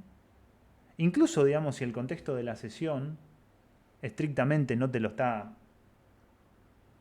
dando, digamos, el marco para suponer de que ahí hay un tercero, pero bueno, la misma frase te habilita a pensarlo, la misma agramaticalidad te habilita a pensarlo, y uno lo puede señalar, ¿no? Y ese mismo señalamiento podrá o no producir unas nuevas líneas de significación, y si produce unas nuevas líneas, buenísimo, y si no, no importa, ya está. Digamos, también la interpretación tiene este margen de apuesta, ¿no? Entonces, entramos ahora, ya que pasamos ese periodo de la fase imaginaria y que estábamos hablando y que es un periodo problemático y que hay que trabajar en la consistencia del yo, en el armado fantasmático, vía la construcción o la instauración de la falta en el nivel del otro. Pasado ese nivel, que vamos justamente al nivel del trabajo de análisis propiamente dicho, que es el trabajo de análisis con el texto, ¿sí? Nos vamos entonces a la interpretación y posibles vías, digamos, ¿no? Posibles modos de trabajo con el texto en lo que hace a la interpretación. Me voy al seminario 15, es una referencia que está en esa traducción, que es una traducción de Criptos, ¿sí? No es de Rodríguez Ponte, no es de Paidós, está dando vuelta ese PDF. Pero bueno, vamos a aclararlo un poco. En la página 32 de esa versión, si quieren anotarlo para tenerla, ¿sí? Esta es la referencia de la regla que ya la habíamos trabajado. Y tenemos, respecto de la interpretación, en la página 39, dice lo siguiente. Esto nos interesa a nosotros, analistas, porque en cierta forma es eso lo que quiere decir nuestro análisis de la transferencia. La dimensión interpretativa funciona en la medida en que nuestra interpretación lee de otra manera una cadena que, no obstante, es ya una cadena de articulación significante, ¿no? O sea, la interpretación la lee de otra manera. La lectura de otra manera, insisto, tiene que ver con la marca de la agramaticalidad, ¿no? Leerlo de otra manera es interpretarlo por fuera de la estructura gramatical yo. Ahora me voy, esto está en la página 78. No, antes, voy un poquito antes. En la página 70 de ese mismo seminario del 15, dice lo siguiente. Si pensamos que actualmente es alrededor de un discurso sobre el sujeto que retomamos el acto y que nuestra ventaja no podría basarse en ninguna otra cosa que lo que nos hace restringir el punto de apoyo de ese sujeto, imponiéndonos la más ruda disciplina, al no querer dar por segura más que esa dimensión por la cual el sujeto es gramatical, ¿sí? Esta es una cita que yo ubiqué simplemente para sostener esta hipótesis de que el trabajo con el inconsciente es un trabajo con la gramaticalidad. Sigue, esta dimensión propiamente de la gramática, que hacía que el fantasma pudiese ser literalmente dominado por una frase, esto Lacan lo trabaja en el 14, en la lógica del fantasma, con la frase pegan a un niño, ¿sí? Esa frase justamente tiene la estructura gramatical, ¿sí? Que no es la yoica. Pegan a un niño, ¿quiénes pegan a un niño? ¿Quién habla? ¿Quién lo dice? ¿No? Retoma justamente la forma gramatical del eso habla, ¿sí? Repito, esta dimensión propiamente de la gramática que hacía que el fantasma pudiese ser literalmente dominado por una frase, y una frase que no se sostiene, que no se concibe por fuera de la dimensión gramatical. La conocemos, ¿sí? Pegan a un niño. Este ha sido el punto básico alrededor del cual nosotros postulamos que no hay metalenguaje, que la lógica misma debe ser extraída en esa base que es el lenguaje alrededor de esta lógica.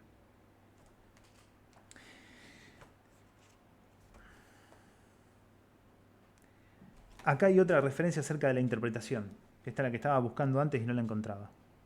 Es en lo que actúa el psicoanalista, ¿sí?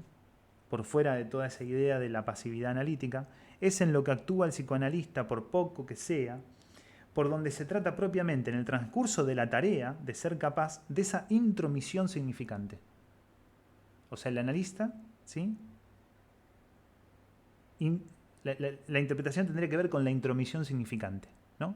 Con entrometer ese significante, dicho de otra manera, lo hemos traducido, restituir la metáfora, ¿no? Anular la operación metafórica. Sigo. Lo que engendra la interpretación analítica es algo que no puede ser evocado de lo universal, ¿sí?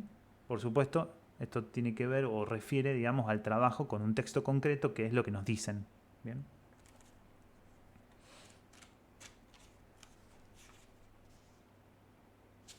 Y ahora pasamos a algo que es muy interesante y que puede parecer obvio, pero para mí no lo es, ¿no? Es en la página 138. Dice: ese juego de repetición, ¿se acuerdan que habíamos ubicado una cita que decía el inconsciente se articula en una repetición, en una incesante repetición? Bueno, ese juego de repetición, perdón, la voy a leer entera. No se trata de esa escritura simplemente instrumental, intécnica, que en la tradición filosófica se describe como significante de significante, sino de ese juego de repetición que, planteándolo así, despeja lo que es la lógica de la ganga gramatical que la envuelve. Señalemos la segunda parte de la frase, la parte final, ¿sí? Y me parece que esto también tiene que ver con la interpretación. Despeja la lógica gramatical de la ganga, perdón, la lógica de la ganga gramatical que la envuelve, ¿sí? O sea, tendríamos una lógica, un armado lógico, y tendríamos toda esa ganga, ¿no? O todo ese palabrerío que la envuelve.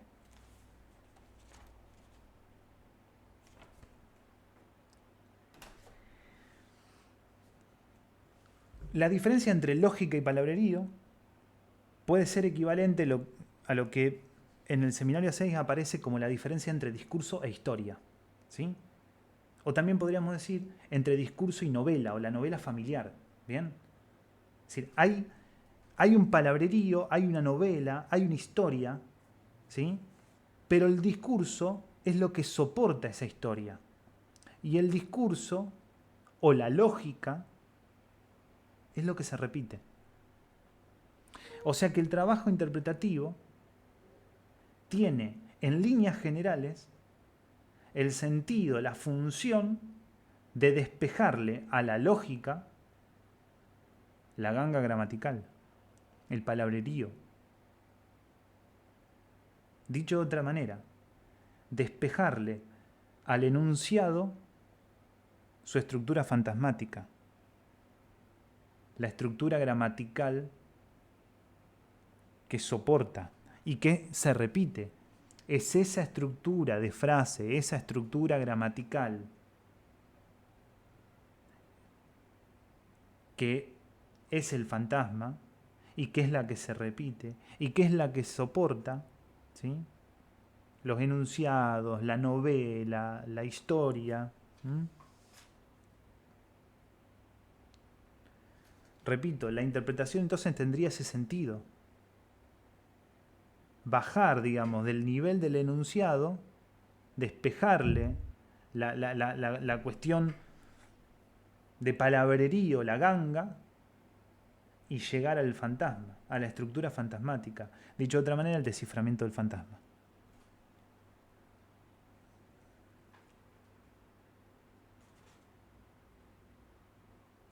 Ahora, y con esto termino, ¿cómo estamos de cansancio?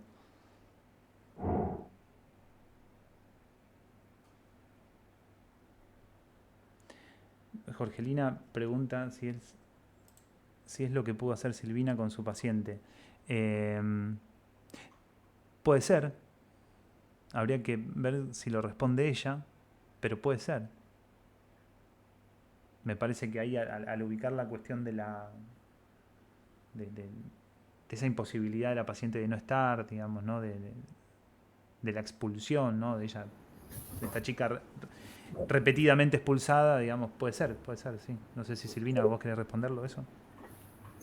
Sí, bueno, cómo no. Es como si hubiera sido el movimiento inverso. Eso que esa excesiva demanda, ¿no? Algo que llamaba francamente la atención, que de antemano uno no sabe qué significa, de qué se trata, qué cosa pone en juego y qué fantasmática. Yo parto de una, de una donde nombro la confianza, que no deja de ser la base del principio de un análisis. Esto después deriva, cuando puedo intervenir, después de ganarme algo de su confianza, remite en principio a un padre, bueno, para mí, con una estructura melancólica, un padre que no puede responder si la va a ver sí o no, que responde con un mail que hay que descifrar cuál escrito de Lacan, por eso ella se hizo gestáltica, efectivamente, y se entiende que sea gestáltica, claro, al menos por ahora. Y luego, como no aparecen las cámaras, no sé quién preguntó, pero para dirigir, Jorgelina, fíjate que cuando ya adentrados en este otro tiempo del análisis, nuestro tiempo lógico, donde, como trabajaba Javi en los 3 niveles de la demanda, ¿no? Del seminario 6, en esa cita tan rica, cuando ya se trata de ser reconocido como sujeto en el otro, para el otro, lo que aparece es que ella podía, digo podía, porque, bueno, esto aparece ya de otra manera, podía pedir del otro, la madre, le hace, ¿no? Todo lo que ella quisiera. Podía pedir y tomar todo lo que ella quisiera del otro, sin tener que deber nada y sin tener que darle a la palabra un valor, ¿no? Entre los muchos ejemplos y problemas que esto trae, porque el problema de todo esto es que, claro, en los vínculos pasan cosas. Entonces, el compañero de trabajo le reclama algo así como que se abusa de él pidiéndole que se quede más tarde, que ella se vaya antes. Le vuelve así del otro. Y ahí ella dice, bueno, también me pasa con mis vecinos. Le digo, bueno, ¿me prestás me ayudas a instalar el televisor? Después te traigo una birra. Y me dice, y nunca le llevé la birra. Entonces ahí le digo, bueno, o sea, entonces te cagaste en la palabra, porque si vos le decís, dice, y al otro arreglé que me prestara el cable, el internet, y le dije que le iba a pagar la mitad, y se la pagué una vez sola y nunca más se la pagué. O sea, como no, ahí empieza ella a escucharse cagándose en el otro, porque para ella, y lo dice así, mi mamá me acostumbré con mi mamá, porque no deja de implicarse ya en este tiempo, a pedir todo lo que quisiera, a tomar lo que quisiera, ¿no? A mí me acordaba esto de la teta a libre demanda. Bueno, llegar a ese punto fue el resultado de todo un trabajo donde ya no empezó, ya dejó de pasar esta respuesta a cada una de las demandas, sino a no, sí, no, bueno, al trabajo del manejo del transferencial. No sé si, Jorgelina, contesto a tu pregunta. Sí, está perfecto. ¿No? Una sí, forma, también...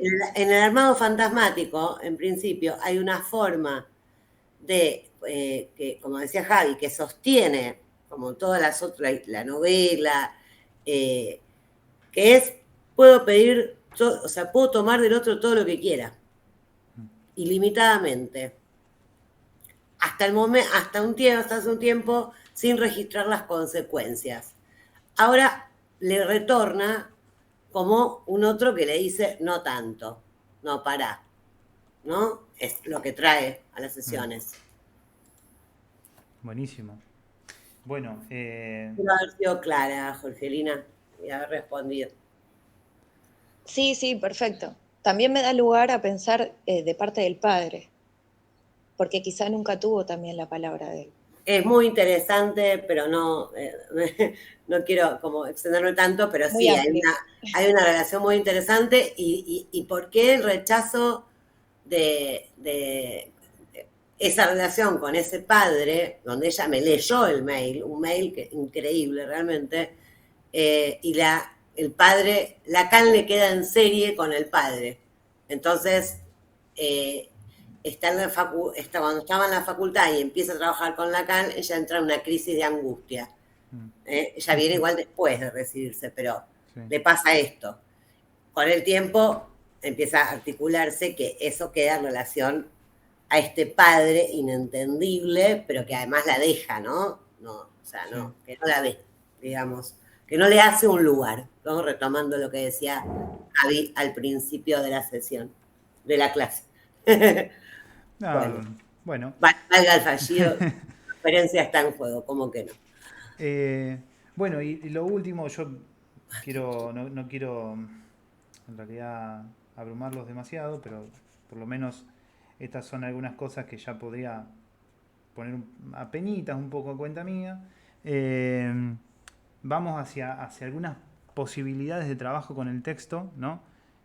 Pensando en que si el sentido de la interpretación tiene que ver despejar la lógica, ¿no? de su ganga gramatical, digamos, ¿no? De su palabrerío, poder descifrar justamente cuál es el armado fantasmático, dicho de otra manera, digamos, cuál es ese armado, digamos, qué es lo que hace el sujeto con el otro, digamos, ¿no? Es decir, qué otro construye, ¿no?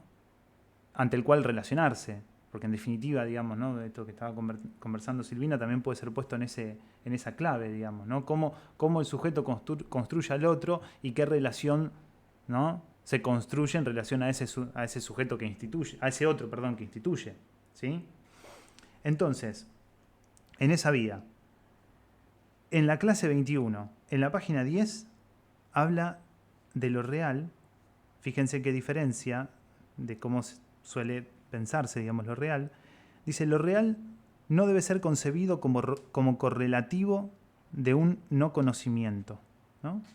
Y la página siguiente dice, si el término ser quiere decir algo, es lo real en tanto que se inscribe en lo simbólico. Y un poquitito más abajo, un real articulado en lo simbólico, como un real que ha tomado su lugar en lo simbólico y que ha tomado su lugar más allá del sujeto del conocimiento. Esto me da el pie justamente para distanciarme, digamos, de esas posiciones que piensan a lo real como una cuestión, digamos, ¿no? Como de oscuridad, como no simbolizado, ¿sí? Como algo sustancial, como algo irruptivo, ¿no?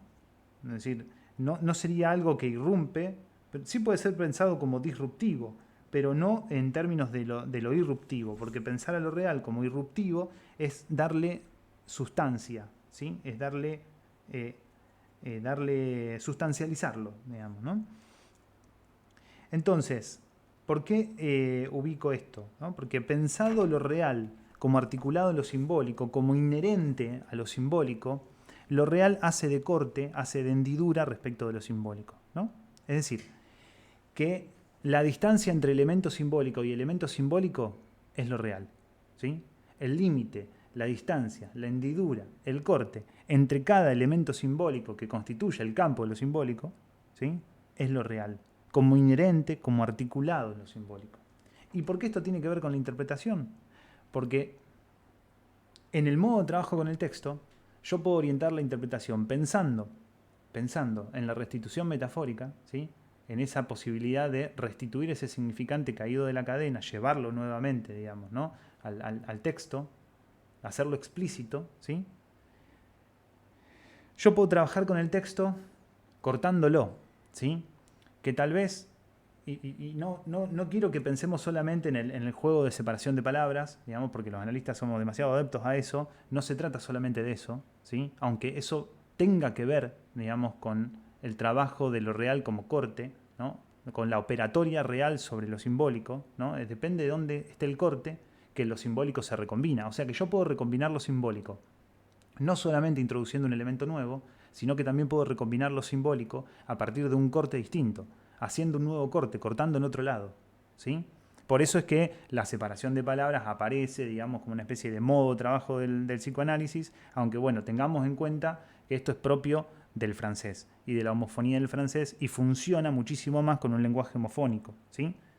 Pero bueno, forma parte, digamos, del trabajo de conceptualizar, digamos, la vía interpretativa.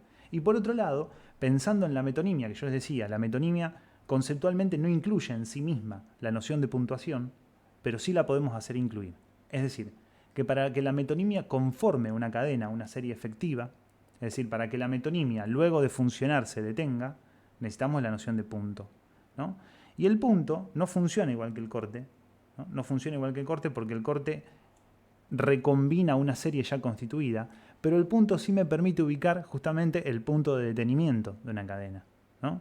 Y me parece que a veces pensar, digamos, que esos son modos de trabajo con el texto, nos permite elaborar con lo que dice un paciente, ¿no? Es decir, dónde interrumpir algo, que no quiero decir con esto la interrupción de la sesión, ¿sí? Que a veces pueda coincidir o no.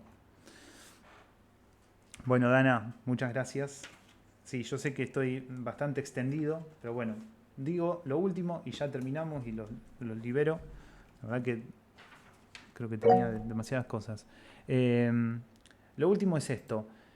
Otros recursos para poder pensar o trabajar con el texto, teniendo en cuenta que la metáfora es una figura retórica y que Lacan lo toma, digamos, como figura retórica, hay otras figuras que nos sirven para trabajar con el texto, que son, por ejemplo, la aliteración, la elipsis o la antítesis, ¿sí?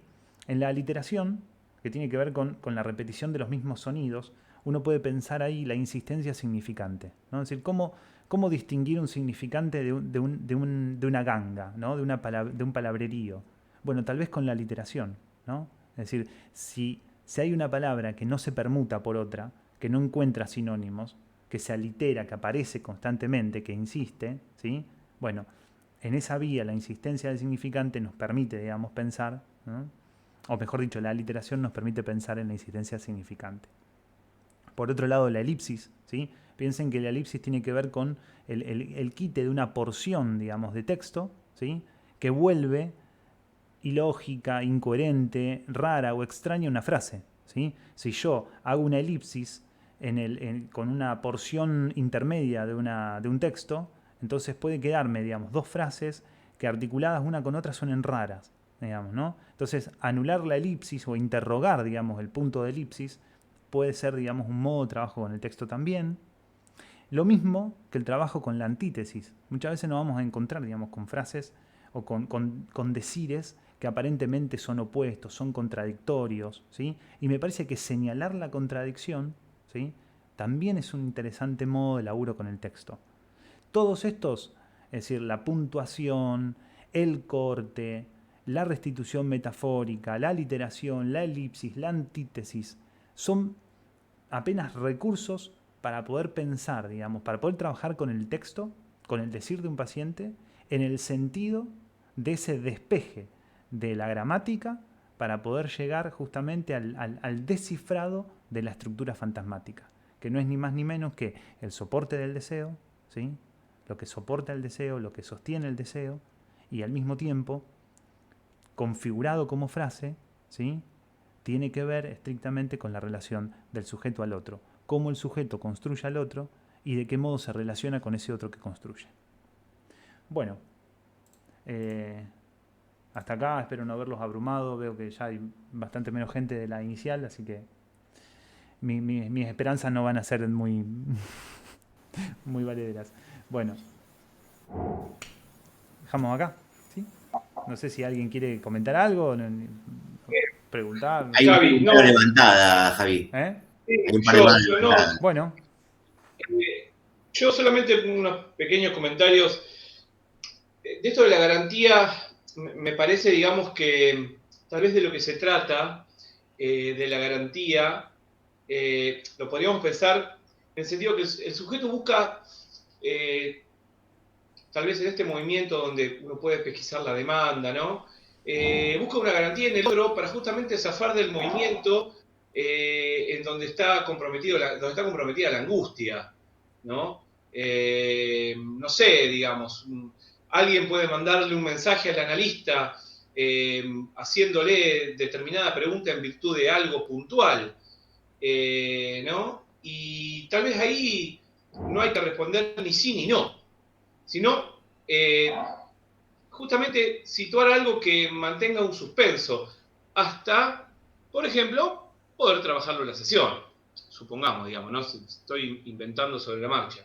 Entonces, digamos, me parece que esa garantía es la garantía que se busca para escamotear la angustia de que el sujeto tome determinada posición sin que esa posición esté marcada por el otro, ¿no? Entonces, tal vez la garantía se pueda pensar ahí, ¿no? Sí, Uno, a ver, uno la cuestión de la garantía era había una diferencia de traducción entre la versión de Rodríguez Ponte y la versión del Seminario 6 de Paidós, en donde por un lado aparece la idea de que el sujeto exige, por la vía de su demanda, presiona y exige una garantía que tiene que ver con un significante que lo represente, y en la versión de Rodríguez Ponte lo que aparece es que de esa presión surge una garantía, ¿no? De la presión de esa demanda, de un significante que lo represente, surge una garantía. Y me parece que más allá de pensarlo como una simple contradicción, que a principios, digamos, o a priori puede pensarse como una contradicción, me parece que lo que podríamos decir es lo siguiente, que el fantasma aparece como garantía, ¿sí? Pero como garantía respecto del deseo, es decir, como lo que garantizaría el fantasma sería la continuidad del deseo, o que el deseo se sostenga como búsqueda, que se sostenga como horizonte. Ahora bien, también se puede pensar ahí que lo que falta es la garantía, y al faltar la garantía se garantiza la continuidad del deseo. Me parece que se puede pensar de ambas maneras, conceptualmente estamos habilitados a pensarlo, ¿sí? Pero por otro lado, digamos, si hubiera garantía, yo creo que la angustia está más ligado al hipotético o conceptual caso en que hubiera una garantía, digamos, ¿no? Que haya un significante que lo represente y que el sujeto quede consolidado en un significante, ¿no? O solidificado ahí. y después lo otro, esto de un poco cosas que siempre conversamos, ¿no? Esto de esta rigidez que vos ubicabas, sostenido también, por ejemplo, en cierta frase hecha, no responder a la demanda o el analista no tiene que hablar de sí mismo. No, que sí, en un punto, a ver, si uno como analista no se va a poner a hablar de sí, pero me parece que es cómo se sostiene eso frente al paciente, ¿no? Un amigo me contaba que estaba estaba sosteniendo un espacio de terapia con un supuesto analista, no lo sé, y dice que en un momento mi amigo le pregunta algo a él para que el analista le responda sobre cierta práctica, digamos. Y el analista automáticamente le dice, no, acá yo no hablo de mí, no vamos a hablar de mí. En una posición que lo único que hizo es, digamos, tener como efecto que mi amigo no vaya más ahí. Sí. Y la manifestación, ¿no? Fue Entonces, expulsivo. me parece que, claro, exactamente, fue totalmente expulsivo. Entonces, me parece que acá esto se puede sostener de muchas maneras, ¿no? Se puede ser muy sutil, ¿no? Bueno, acá, más allá de lo que tenga que ver conmigo, cómo lo tomás vos, cómo lo pensás vos, cómo lo sostenés vos. Uh-huh. Me parece que son todas maneras que implican ciertos gestos, cierta sutileza, que sí van en el camino de habilitar que algo ahí se ponga en palabras y demás, ¿no? Sí. Entonces, digamos, me parece que es cómo se sostiene, ¿no? El lugar, cómo se sostiene el discurso, más que la receta, me Uh-huh. parece ahí. Sí, Nada, por esas dos supuesto. cositas, ahí como comentario. Sí, de acuerdo. Xavi. ¿Cómo se soporta la transferencia sería? Porque eso es rechazar la transferencia, expulsar en una respuesta. Claro, y sí. Por eso están las formas, esto que vos decías, Fer, ¿no? Javi, agregaría respecto de la gramática del fantasma, que está buenísimo recordarlo, ¿no? Que la estructura gramatical del fantasma en su modo de frase, ¿no? No solo que no concierne, como decías vos, al yo del enunciado, sino que reenvía al eso habla, sino que hay una cosa que señala Miller, que en eso me parece que está bien el señalamiento, ¿no? Él subraya el hecho de que esa estructura gramatical del fantasma como frase tiene la particularidad de ser siempre en presente, ¿no? El registro temporal del fantasma siempre es presente. Sí, por continuo, presente continuo. Claro, por eso está bien que Freud diga pegan a un niño, ¿no?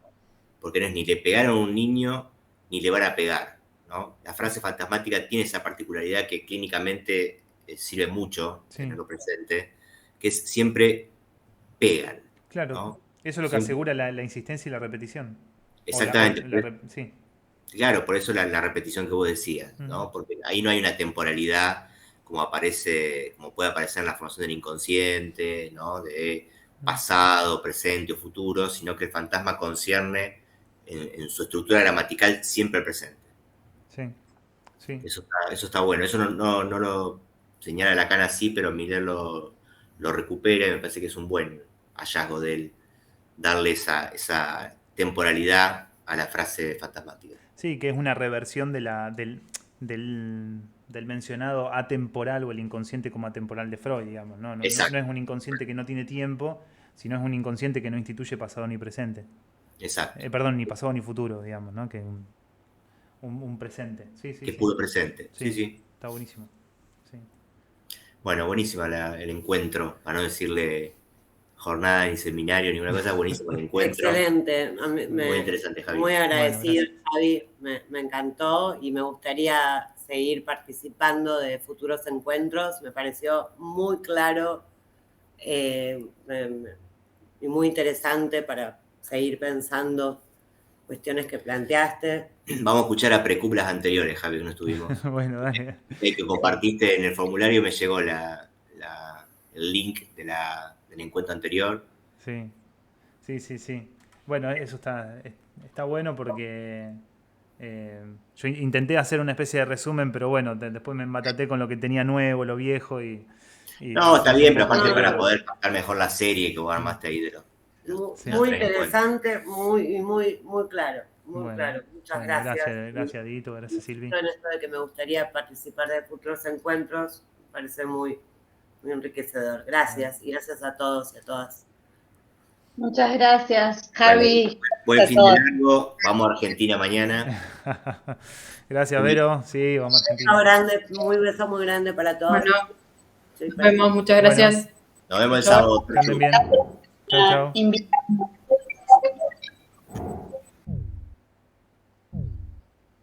Saludito. Chao, Fer. Chao, Vero, gracias. Chao, Dani. Chao, Omar. Chao, José.